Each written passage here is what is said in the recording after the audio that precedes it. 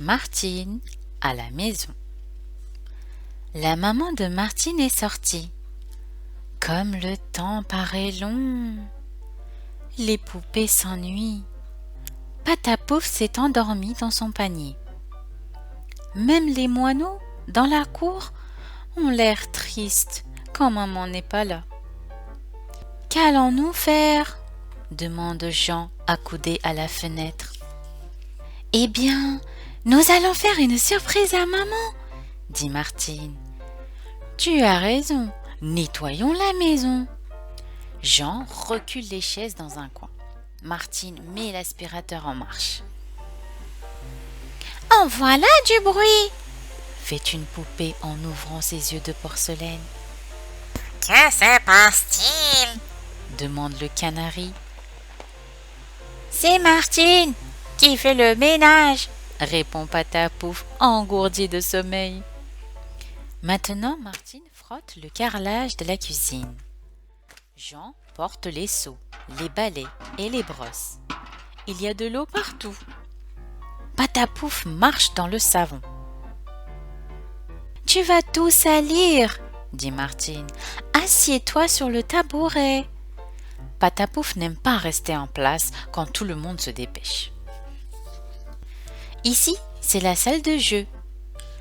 En voilà du désordre. Freddy, l'ours en peluche, s'est endormi sur le cheval de bois. Comer, la marionnette, est assise à la fenêtre du guignol et les poupées s'amusent comme des folles au mariage de la girafe. Mettons tout cela bien en place. Tiens, Patapouf a trouvé quelque chose. C'est le petit canard qui sort de la boîte à surprise. Coucou, Patapouf. Et maintenant, demande Jean à Martine.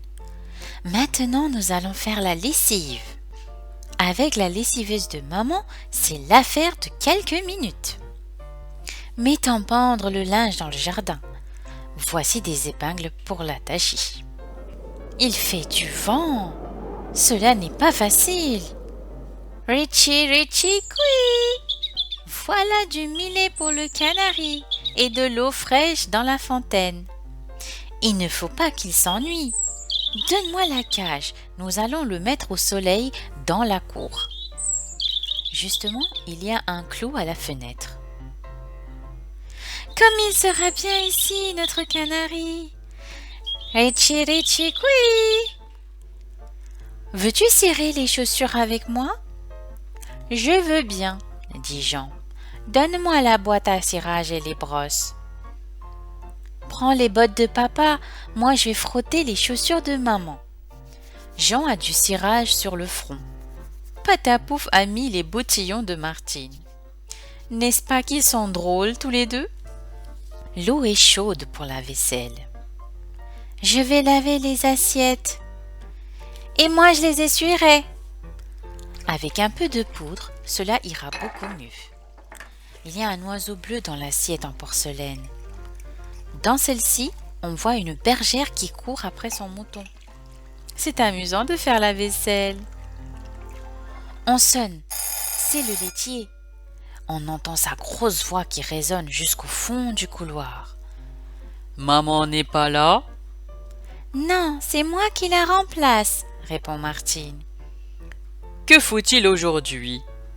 Je voudrais des œufs bien frais, 1 litre de lait et une livre de beurre. Voilà du bon lait pour les chatons. Il y en a 3 dans la maison de Martine. Poussy, Minette et Raton. Poussy est le plus gros, Minette le plus sage, Raton le plus drôle. Mais tous les 3 sont aussi gourmands. Ils ont des yeux verts, une langue rose et de petites moustaches qui trompent dans le lait. Ils sont mignons, les chatons.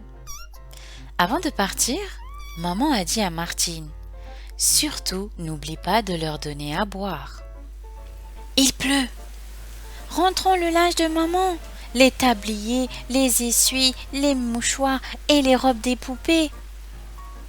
Le panier est rempli. À 2, il sera moins lourd à porter. Où est Patapouf? Il est allé chercher le journal que papa a oublié sur le banc du jardin. Bravo, Patapouf! Si l'on préparait le dîner, Jean est occupé à lire le livre de cuisine. Martine a sorti les casseroles du buffet. Il ne manque rien. La râpe à légumes, le fouet pour battre les œufs en neige, le moulin à café électrique. Il se prépare quelque chose de bon, dit Patapouf en s'approchant de la table. Le potage est prêt. Martine est occupée à le goûter. Tiens, il manque un peu de sel. Sur la cuisinière à gaz, la casserole à pression se met à chanter. Sentez-vous la bonne odeur de sauce qui emplit la maison quand Martine ouvre la porte du four? Pourvu que Martine ne laisse pas brûler la viande.